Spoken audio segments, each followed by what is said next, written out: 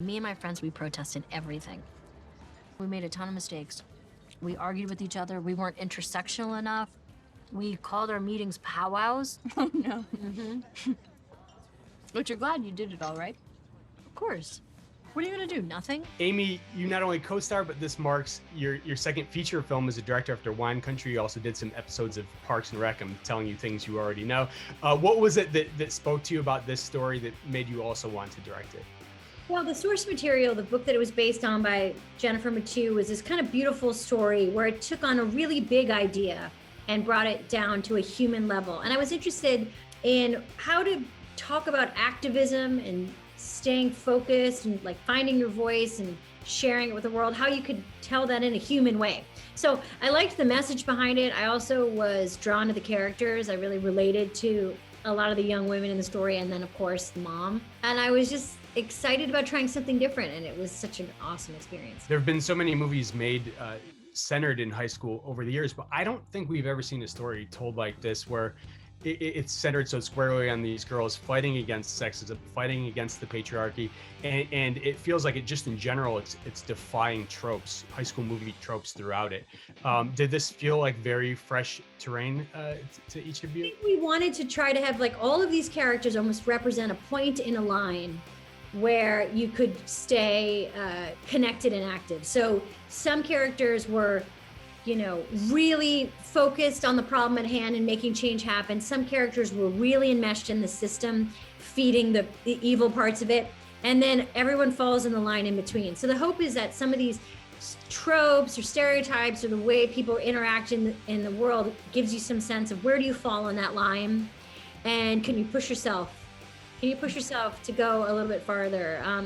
I think that high school is just such a great, great place in which to tell stories because it is so emotional and it invokes and evokes so much feeling. And also look, we've spent a year where people have been out of school. So people should just watch the movie so they can remember what it's like to go to high school.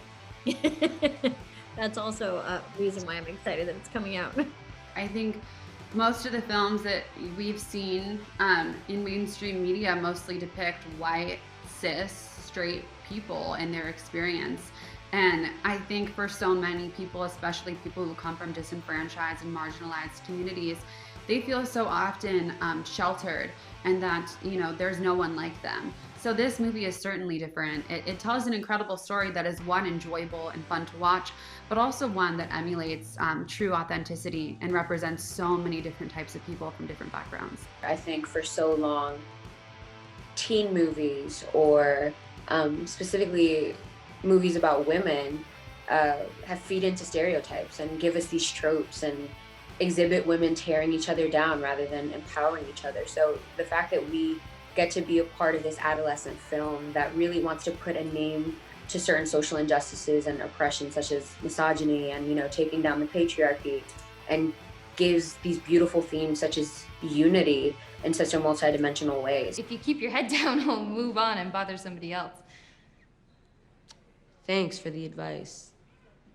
But I'm gonna keep my head up. High.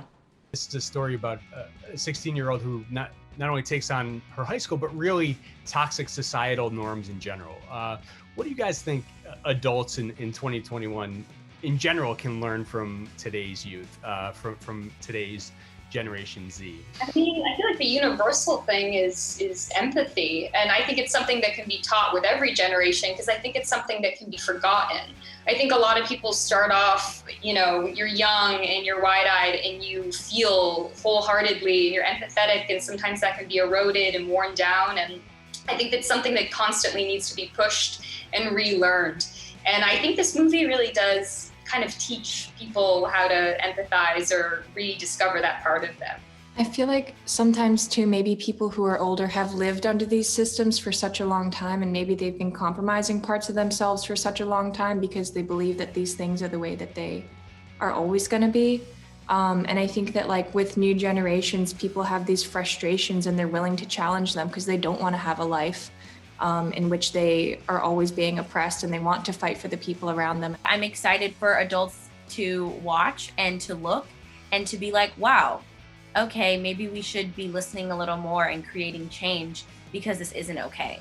that's right. Oh yeah, now that we see it in the forefront in a film and the examples are shown right in front of their face, maybe they'll go create change, right? Because they're the ones who are working in the high school districts. They're the ones who are working on college campuses and holding authority positions where they can actually create change that's going to affect the younger generations that are coming up. So I hope that this film creates conversations that makes people actually take a look at their actions and takes a look at all of the rules that they create, and I hope that they create new ones. Specifically, what I think adults can learn from the youth and within this film is to not lose your vigor, to not lose that fire. I think that so much of the world tries to sequester our voices and, you know, kind of demolish that fire within us and tells us that it's bad to be angry, but it's not, you know.